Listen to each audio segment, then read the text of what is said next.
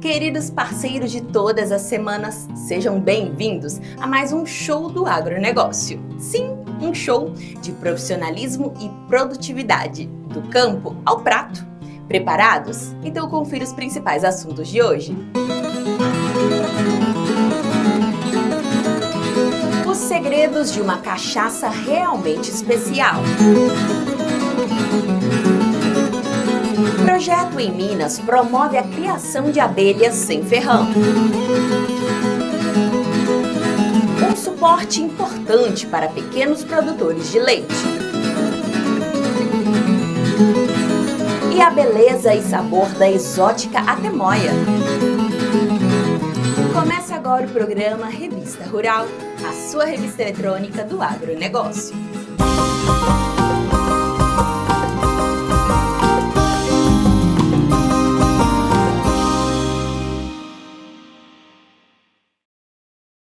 Pinga, mé, branquinha ou simplesmente cachaça. Essa bebida tão enraizada na nossa cultura tem sua ciência para a produção. E tem gente que faz isso com sucesso, com empenho e muito amor pelo que faz.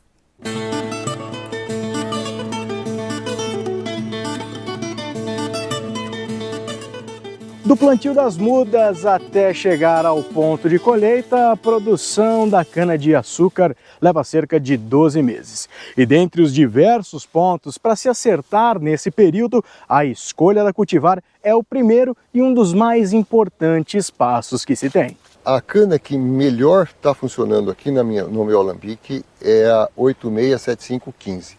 Essa cana, para nós, é a melhor que tem. A gente está usando um pouco da SP 5156, a gente não gostou porque ela está tombando demais e aí dificulta o corte. E a gente está com um viveiro, com mais 4 variedades, que a gente plantou agora e estão esperando para ver, como é que fala, tem que esperar um ano para ver o que acontece. Né? O período da cana é um ano, então a gente está acompanhando, está fazendo todos os tratos, adubação no plantio, adubo de cobertura, e é o tempo que vai dizer se essa cana vai funcionar ou não. Nós estamos vendo aqui esse mar de mudas, né? Esse comecinho da plantação.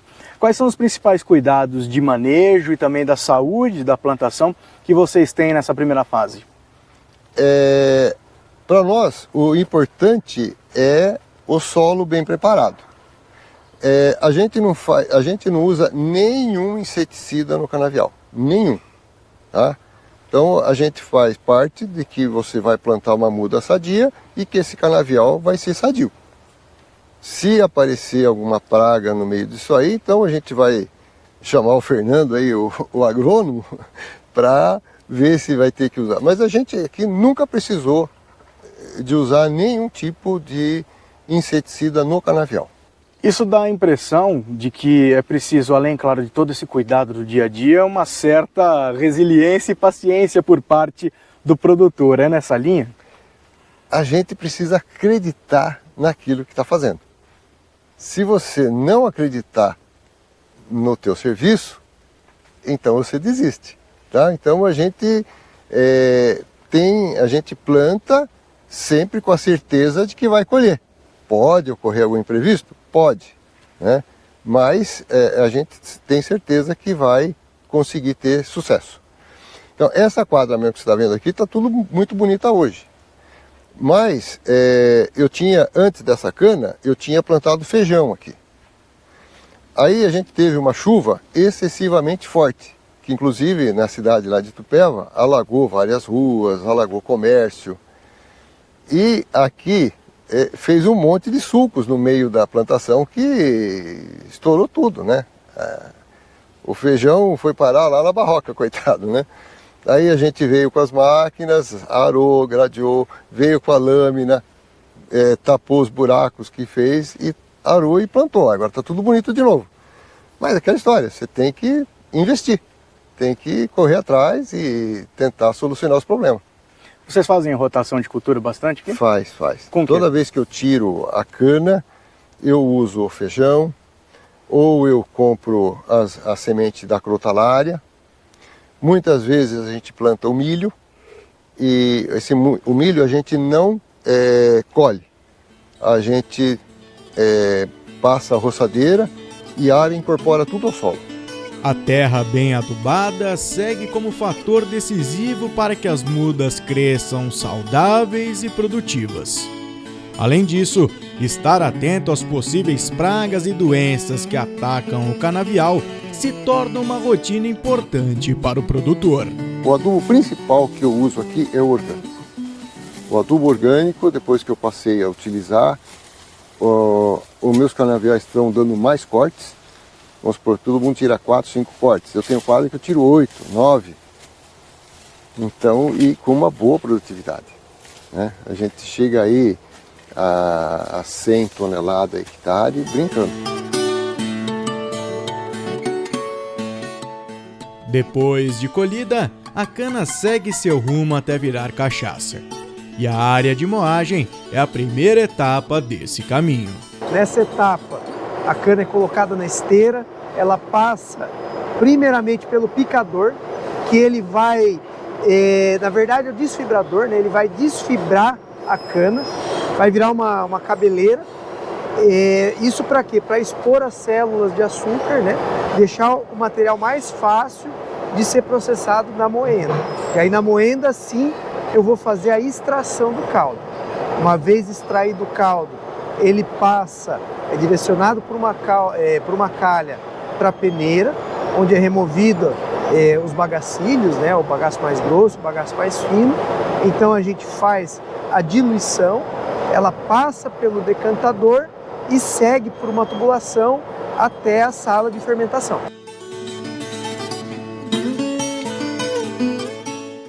A fermentação é um processo natural, tá? A gente faz a adição de leveduras, a gente utiliza leveduras selecionadas para a produção de cachaça. A levedura é o fermento igual de pão.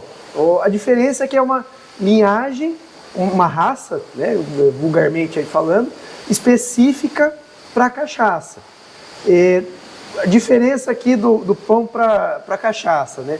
Na fermentação de panificação, você põe o fermento, adiciona o açúcar, o fermento ele vai consumir o açúcar, vai produzir gás carbônico e álcool.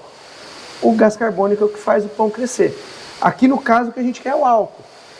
O caldo de cana rico em açúcar, né? Aqui a gente faz uma diluição, isso eu acabei esquecendo de falar.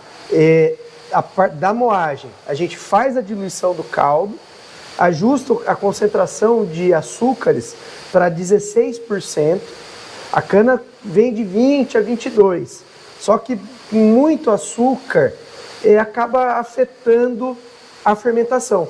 O fermento ele não dá conta de consumir todo esse açúcar, então assim, eu tenho dois problemas. Se fica açúcar na minha fermentação, é açúcar que deixou de virar álcool, eu perco em rendimento, e esse açúcar, na fase seguinte de destilação, ele é prejudicial. Esse açúcar, no aquecimento, por reação de Maillard, ele vai dar composto, vai produzir furfural, que é um composto indesejado para a cachaça. Mas então, após a diluição, o caldo vem para as dornas, a fermentação dura em torno de 24 horas. O processo em si é mais rápido, umas 10 horas. No entanto, após a fermentação, quando a fermentação acaba, o fermento, essa levedura, ela desce toda para o fundo da dorna e então ela vai decantar. Esse processo demora aí mais umas 10 horas, mais ou menos, que é natural. Nas usinas, após a fermentação, passa por uma centrífuga, mas no processo artesanal, a gente deixa decantar de forma natural.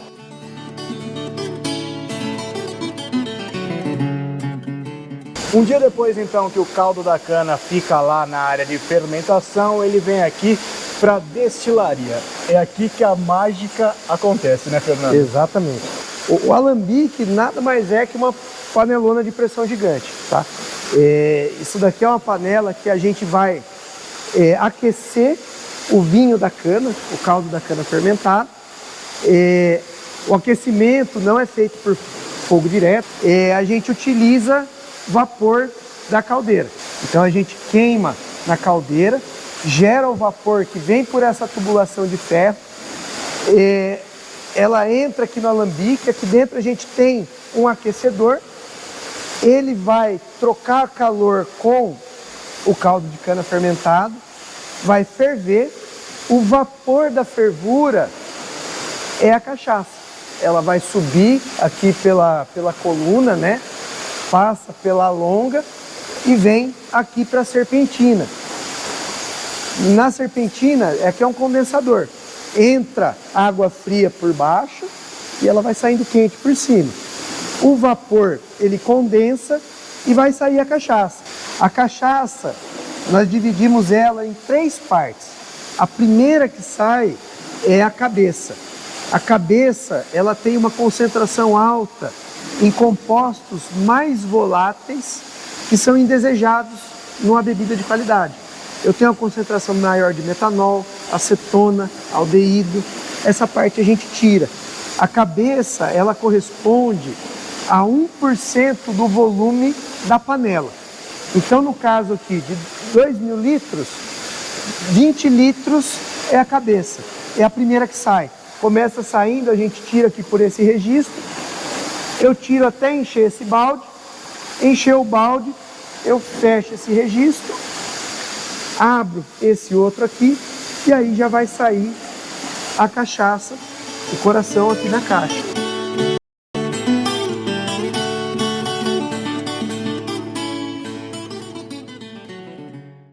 Que as abelhas são parceiras fiéis da agricultura, todo mundo já sabe, né? E tem um projeto em Belo Horizonte que leva essa parceria a outro nível. A gente foi lá conhecer. Na horta, nas flores e para as frutas, as abelhas são polinizadoras fundamentais que garantem a segurança alimentar do planeta. E reconhecendo o grande potencial dessas pequenas guardiãs, a Prefeitura de Belo Horizonte idealizou o projeto Poliniza BH, incentivando a preservação de espécies sem ferrão nativas do Brasil. O projeto surgiu na ideia de não só de conservação da espécie, mas como um projeto de educação ambiental, para desmistificar um pouco, sobre as abelhas, e falar sobre quanto elas são importantes também, Aqui nós temos algumas variedades, Quais são?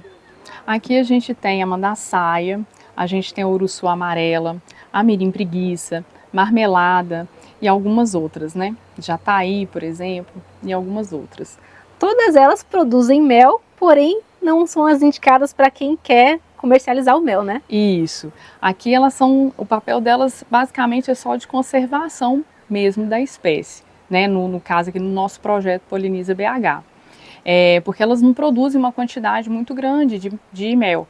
O mel que elas produzem é para elas, Então, a ideia para a produção de mel, existe uma abelha específica para você ter uma quantidade maior de mel, para produção. O primeiro passo para poder ter a sua colmeia é fazer uma captura de uma colmeia. E isso pode ser feito através de uma isca PET. A isca PET, pelo tamanho, ela já vai selecionar algumas espécies de abelhas que são nativas e sem ferrão, por exemplo, a jataí, que é uma espécie menor e que acomoda uma colmeia dentro de uma garrafa PET. E os materiais são bem em conta, Sim, normalmente são coisas que todo mundo já tem em casa. Então, uma garrafa PET de 1,5 litro a 2 litros, folhas de jornal, um saco de preferência escuro para poder tirar a luminosidade da isca, uma tesoura, uma fita, e é bom também ter uma garrafinha de aproximadamente 500 ml para poder fazer a entradinha da colmeia.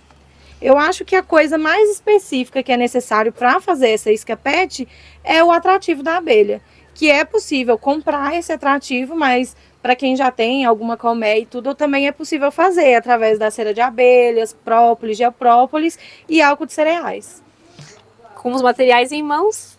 Vamos lá, o primeiro passo é a gente pegar a garrafa de 1,5 litro ou de 2 litros e colocar um pouquinho desse atrativo. Homogeneizar o atrativo e colocar esse atrativo que, como eu já disse, tem própolis, geoprópolis, cera de abelha.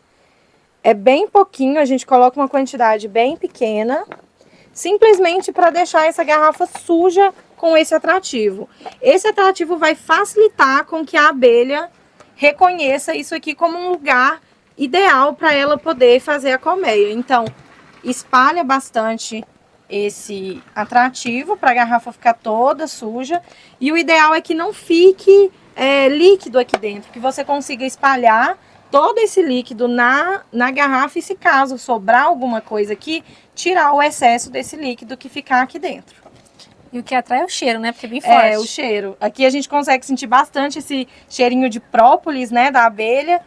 Então, esse cheirinho ela vai identificar e vai pensar, se ali tem própolis, já teve abelha. Se já teve abelha, deve ser uma casa boa para eu fazer a minha. Então, aqui, ó, sobrou um restinho.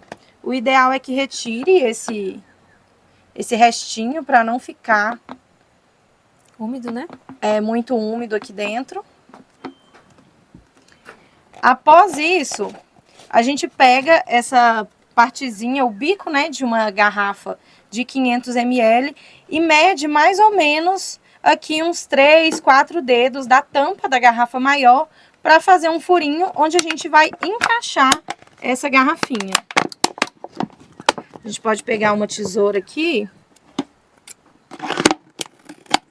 e alargar um pouquinho essa entrada para caber direitinho essa garrafinha aqui, que ela vai ser usada como a entrada da casinha das abelhas. Tendo feito isso, a gente pode retirar, porque agora a gente já sabe onde vai ficar. Aproveitar e tirar mais um pouquinho o excesso desse atrativo. E agora a gente vai cobrir com o jornal essa garrafa. O jornal, ele vai servir para poder tanto proteger contra a luz e também para dar um conforto térmico para a abelha. Porque se você deixa a garrafa só enrolada no plástico preto, isso vai esquentar muito e não vai ser um ambiente muito propício para ela. Então a gente coloca um jornal, normalmente umas 5 folhas de jornal, para poder dar esse conforto térmico. Aí a gente vai passar uma fita para fixar esse jornal.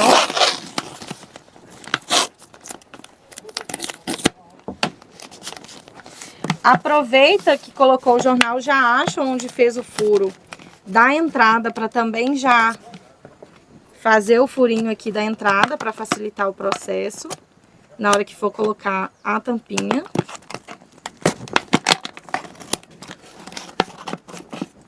E depois de passar o jornal, a gente vai passar o saco plástico preto para tampar luminosidade, também para fazer com que essa isca possa ficar no tempo, né?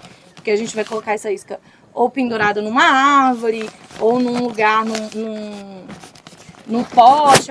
Então a gente coloca esse saco plástico preto para que possa tanto proteger da luminosidade, quanto também para deixar a isca mais resistente, né? Para que essa isca possa ficar no tempo, porque normalmente a gente pendura ela numa árvore ou em algum lugar. A gente também passa a fita para proteger.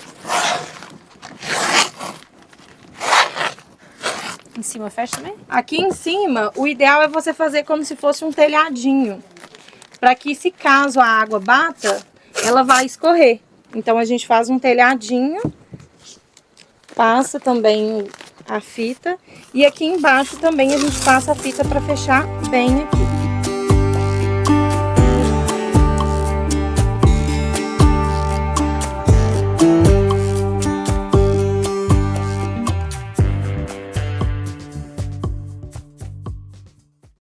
Tá gostando do programa? Então eu tenho uma dica especial para você.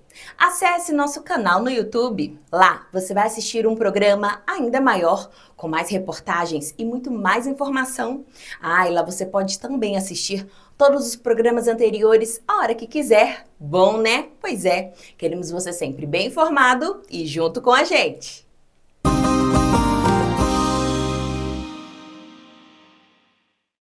Com o apoio e orientação certa, produtores de leite do Brasil Central vêm levando a atividade a níveis mais elevados de produção.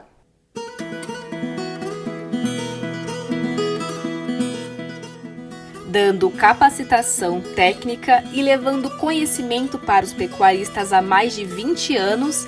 Como se presume no próprio nome, o programa Balde Cheio potencializa o trabalho dos produtores.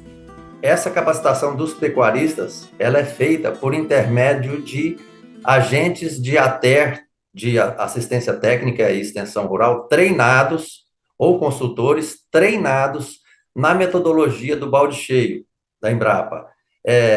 Ela acontece em propriedades rurais de pecuaristas de leite, que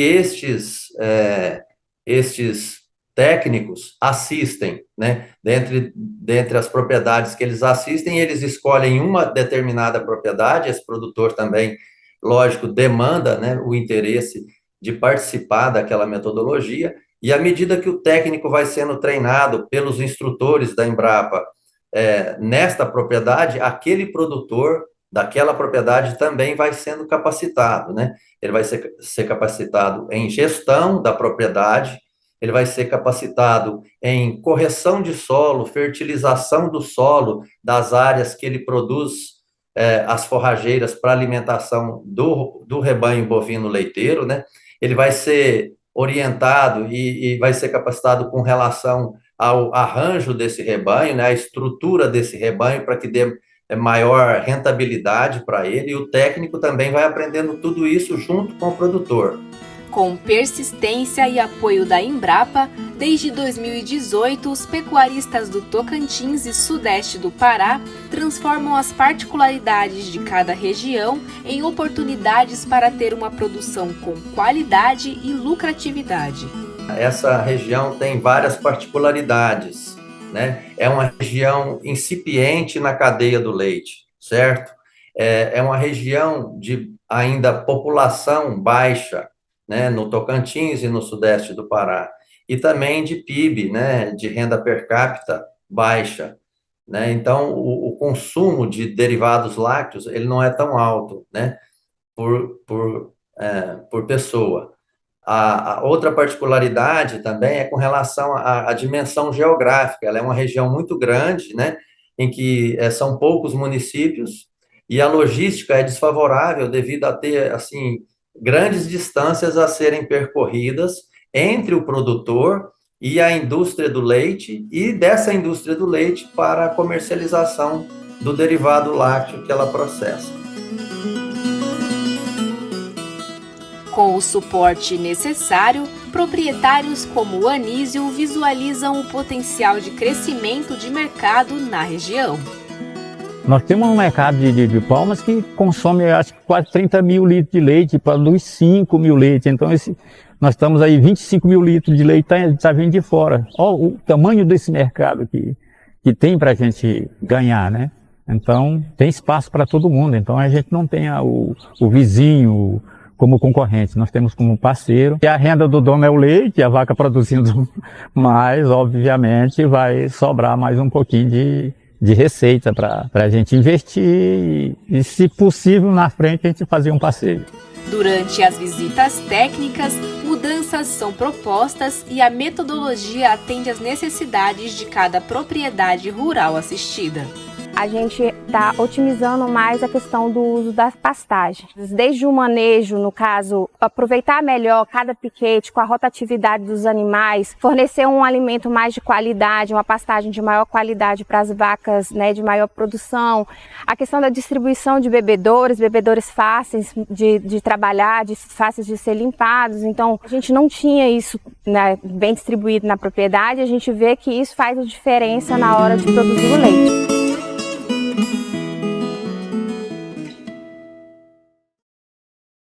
A atemoia, além do seu aspecto exótico, é também uma fruta muito saborosa e vem conquistando cada vez mais consumidores.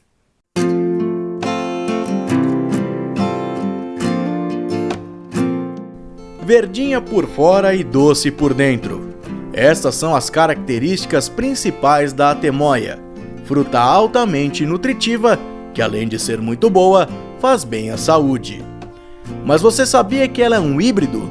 Pois é, a atemoia é originária do cruzamento da fruta do conde com a chirimoia. e por agregar suas características favoráveis, tem se tornado uma opção bastante viável de cultivo. A fruta do conde é de região quente e tem muita semente, aí desfavorece a questão aí do próprio do consumo dela. E a cherimoia é uma planta que é de regiões de altitudes elevadas e de frio. E a temoia, como é uma híbrida desses dois, ela consegue se adaptar a diversos ambientes, tanto quente como regiões de altitude elevada, frio.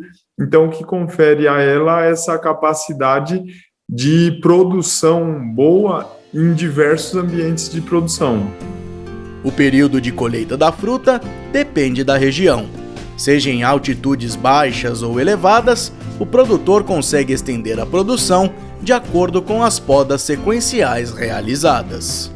Então aí começa a colheita aí, dependendo da região mais quente, final de fevereiro, e consegue avançar essa colheita aí, dependendo da região mais alta e fria, até agosto, setembro, você conseguiria ainda colher. Então, tudo isso daí favorece para que tenha uma oferta da temoia constante nesse período, com alguns picos, obviamente, de produção e oferta. Para se obter uma boa safra, é preciso começar por um bom manejo. No caso da temoia, a análise de solo e aquisição de mudas sadias e com genética de origem é fundamental para estabelecer um pomar homogêneo. Para início de plantio, obviamente a gente tem que fazer, o primeiro passo é a análise do solo da área que vai ser implantado o pomar, né? Para correção aí do cálcio, do magnésio, do pH, do alumínio da área que vai ser implantada, né? Após isso, aí a primeira parte é escolher mudas de qualidade, né? Porque hoje em dia tem diversos problemas como antracnose e algumas outras doenças de solo, fusário, que você, se implantar uma muda contaminada, você já de início já começa perdendo e tendo problemas no seu pomar. Mesmo com a possibilidade desses problemas aparecerem, por ser rústica, a temoia, frente às outras, é considerada mais resistente e tem uma pós-colheita e perecibilidade elevada, o que favorece o fruticultor. Ela é uma planta muito produtiva. Ela, apesar de ter uma polinização um pouco difícil, mas ela em torno aí de 50, 60, até 70 quilos por planta, alguns produtores têm conseguido colher aí com um manejo adequado.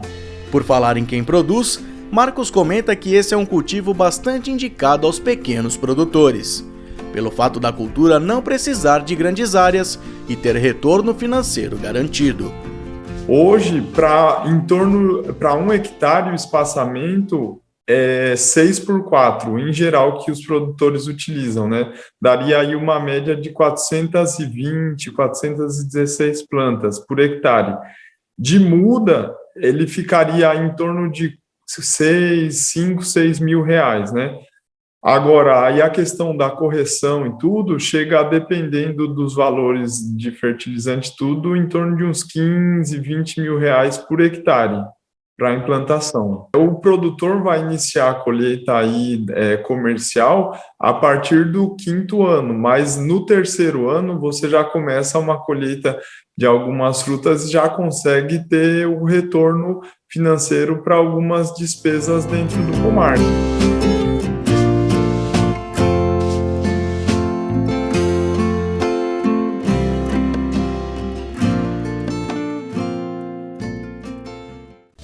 A gente vai ficando por aqui, mas lembre-se, para assistir este ou qualquer programa anterior, basta acessar nosso canal no YouTube.